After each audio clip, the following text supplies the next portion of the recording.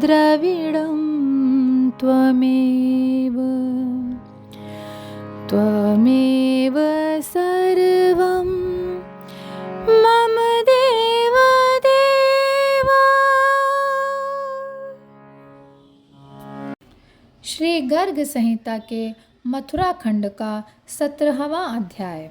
श्री कृष्ण को स्मरण करके श्री राधा तथा गोपियों के करुण उद्धार। श्री नारद जी कहते हैं, राजन, श्री कृष्ण का यह संदेश सुनकर प्रसन्न हुई गोपांगनाएं आंसू बहाती हुई गद्य कंठ से उद्धव से बोलीं। गोलोकवासिनी गोपियों ने कहा, उद्धव, पहले के प्रियजनों को त्याग कर श्री कृष्ण परदेश चले गए हैं, उस पर भी वहाँ से उन्होंने योग लिख भेजा है। अहो, निर्मोहीपन का बल तो देखो। द्वारपालिका गोपिकाएं बोलीं, सखियों देखो, चंद्रमा की चकोर पर, सूर्य की कमल पर, कमल की भ्रमर पर तथा मेघ की चातक पर जैसे कभी प्रीति नहीं होती, उसी प्रकार श्याम सुंदर का हम लोगों पर प्रेम नहीं है। श्रृंगार धारण कराने वाली गोपियों ने कहा, सखियों, चकोर चंद्रमा का मित्र है, परंतु उसके भाग्य में सदा आग की चिंगारियां चबाना ही बधा है। विधाता ने जिसके भाग्य में जो कुछ लिख दिया है वह कभी कम नहीं होता। शय्योपकारिका गोपियाँ बोलीं, वधिक भी मृगों को बाण मारकर तुरंत आतुर हो उनकी सुध लेता है, किंतु कटाक्षों से अपने प्रियजनों को घायल करके कोई निर्मोही उनका स्मरण तक ना करे, यह कैसा आश्चर्य है। पार्षदा गोपियों ने कहा, विरह जनित दुख को कोई विरह ही जानता है, दूसरा कोई कभी उस दुख को नहीं समझ सकता।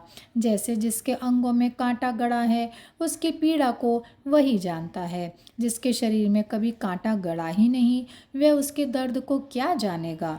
वृंदावन पालिका गोपियाँ बोलीं, निष्काम प्रेम के सुख को निष्काम प्रेमी ही जानता है।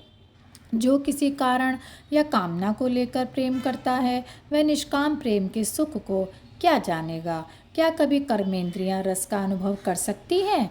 गोवर्धन वासिनी गोपियों ने कहा, पूर्वनिताओं से प्रेम करने वाला अब सरेंद्री कुब्जा का नायक बन बैठा है, उसे पर्वत एवं वन में रहने वाली स्त्रियों से क्या लेना। इस विषय में अधिक कहना व्यर्थ है। कुंज विधायिका गोपियाँ बोली, हाय, मतवाले भ्रमरों के गुंजावर से व्याप्त माधवी कुंज पुंज में से जिनको हम सदा अपनी आँखों में बसाए रखती थीं, जिनकी आज एक कथा सुनी जाती है। निकुंजवासिनी गोपियों ने कहा, वृंदावन में मतवाले भ्रमरों के समुदाय से युक्त यमुना तटवर्ती कदम्ब कुंज में धीरे धीरे बलराम ग्वाल बाल और गोधन के साथ विचरते हुए नंदनंदन का हम भजन करती हैं। जानवी युद्ध की गोपियाँ बोलीं, कब हमारा भी वैसा ही समय होगा जैसा आज मथुरापुरवासिनी स्त्रियों का देखा जाता है। रजांगनाओं, शोक न करो, किसी की कभी सदा जय या पराजय नहीं होती। यमुना यूथ की गोपियाँ बोलीं, विधाता के हृदय में तनिक भी दया नहीं है। जैसे बालक खिलौनों को अलग करता और मिलाता है, उसी प्रकार यह विधाता समस्त भूतों को संयुक्त और वियुक्त करता रहता है। रमा यूथ की गोपियाँ बोलीं, जो पहले कुबड़ी थी वह आज सीधी और समान अंग वाली हो गई है। जो दासी थी वह कुलीन हो गई तथा जो कुरूपा थी वह रूपवती होकर आज चमक उठी है। अहो, 4 ही दिनों में वह अपनी विजय के नगारे पीटने लगी है। विरजा यूथ की गोपियों ने कहा, किसी की भी बाह सदा प्रिय के कंधे पर नहीं रहती, किसी भी वन में सदा वसंत नहीं होता, कोई भी सदा जवान नहीं रहता। ये देवराज इंद्र भी सदा राज्य नहीं करते हैं, कोई 4 दिनों के लिए भले ही खूब मान कर ले। ललिता यूथ की गोपियाँ बोलीं, मंथरा भी कुबड़ी थी, जिसने अयोध्यापुरी में श्री रामचंद्र जी के राज्याभिषेक को रुकवा कर उसमें विघ्न उपस्थित कर दिया। वह कुब्जा भी यह मथुरा नगरी में आ गई है। गोपिकाओं, जो कुब्जा है वह क्या क्या नहीं कर सकती।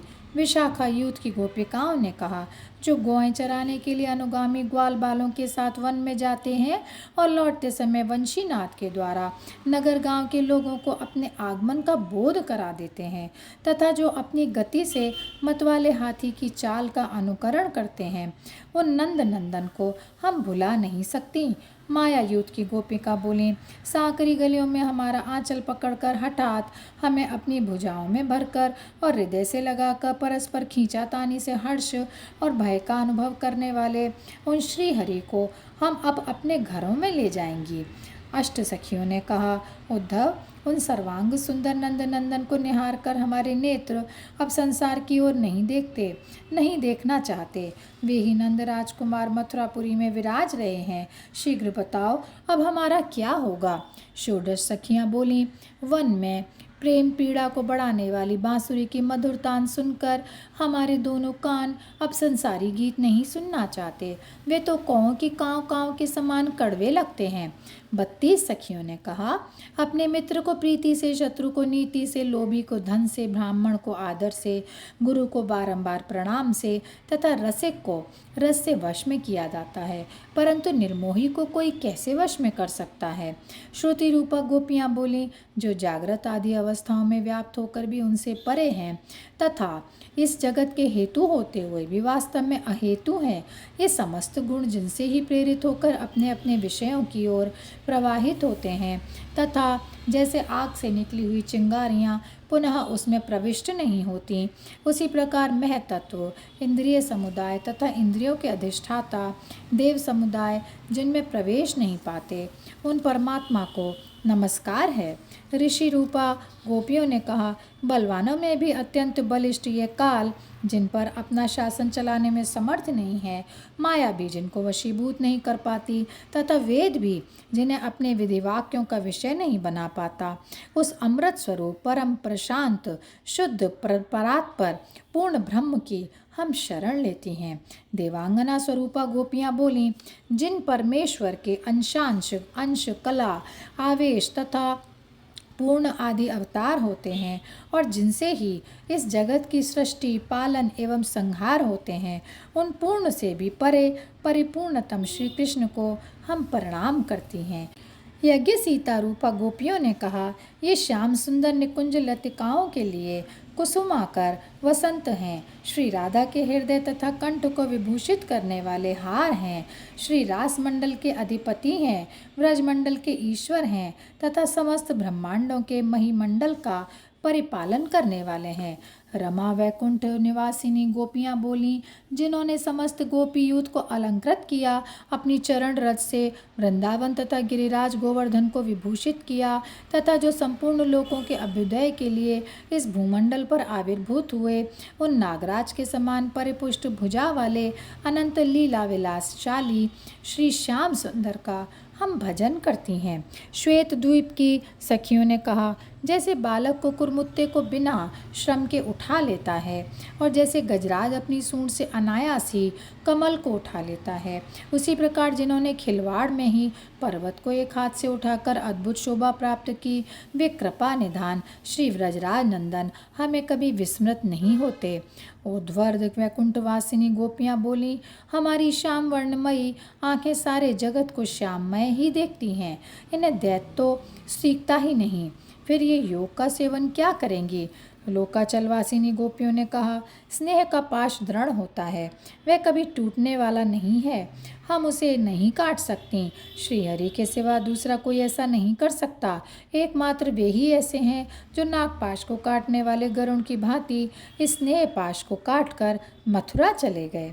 अजित पदाश्रिता गोपियाँ बोलीं, हमारे दोनों नेत्र श्री कृष्ण में लग गए हैं, वे 10 दिशाओं में दौड़ लगाने पर भी अन्यत्र कहीं उसी प्रकार नहीं टिक पाते, जैसे कमल से जिसकी लगन लगी है वह भ्रमर अन्य फूलों पर कदापि नहीं जाता। श्री सखियों ने कहा, लोग अपनी कृपणता से यश को, क्रोध से गुण समूह के उदय को, दुर्व्यसनों से धन को तथा कपटपूर्ण बर्ताव से मैत्री को नष्ट कर देते हैं। मिथिलावासिनी स्त्रियां बोलीं, धन देकर तन की रक्षा करे, धन का उत्सर्ग करके भी लाज बचाए तथा मित्र का कार्य सिद्ध करने के लिए आवश्यकता पड़ जाए तो धन, तन और लाज तीनों का उत्सर्ग कर दे। कौशल प्रांतवासिनी गोपियों ने कहा, वियोग जनित दुख की दशा को जीवात्मा के बिना दूसरा कोई नहीं जानता, परंतु वह उसे बताने में असमर्थ है। बताती है वाणी, किंतु उसे उस दुख का अनुभव नहीं है। भले ही बाणों के आघात से हृदय विदीर्ण हो जाए, किंतु कभी किसी को प्रिय वियोग का कष्ट ना प्राप्त हो। अयोध्यापुरवासिनी गोपियाँ बोलीं, पहले निराश करके फिर आशा दे दी और अपने मथुरा की आशा दिशा में चले गए। उसके ऊपर हमारे लिए योग लिखा है। अहो, निर्मोही जनों का चित्र या चित्त विचित्र होता है। पुलिंदी गोपियों ने कहा, पूर्व काल की बात है, दंडक वन में शूर्पणखा अत्यंत विहल होकर इन्हें अपना पति बनाने के लिए इनके पास आई, किंतु इन्होंने सुमित्रा कुमार को प्रेरणा देकर बलपूर्वक उसे कुरूप बना दिया। ऐसे पुरुष से आप सबको कृपा की आशा कैसे हो रही है? सुतलवासिनी गोपियाँ बोलीं, राजा बलि भगवत भक्त सत्यपरायण और बहुत अधिक दान करने वाले थे, परंतु उनसे भेंट पूजा लेकर जिन्होंने कुपित हो उन्हें बंधन में डाल दिया हो, उस वामन रूपधारी कपट ब्रह्मचारी बने हुए श्रीहरि की न जाने लक्ष्मी जी या अन्य भक्तजन कैसे सेवा करते हैं। जालंधरी गोपियों ने कहा, पूर्व काल में असुर श्रेष्ठ भक्त प्रवर कयादु कुमार प्रहलाद को बहुत अधिक कष्ट सहन करना पड़ा, तब कहीं नरसिंह रूप धारण करके इन्होंने उसकी सहायता की। अहो, इनमें निष्ठुरता की पराकाष्ठा प्रत्यक्ष देखी जाती है। भूमि गोपियाँ बोलीं, अहो, अत्यंत निर्मोही जिनका चरित्र अत्यंत विचित्र होता है, वह कहने योग्य नहीं है। मुख से और भी बात निकलेगी, किंतु हृदय में कोई और विचार ही रहेगा। ऐसे लोगों को देवता भी नहीं समझ पाते, फिर मनुष्य कैसे जान सकता है? और यहीं पर यह अध्याय समाप्त होता है। जय श्री कृष्णा, जय श्री कृष्णा, जय श्री कृष्णा।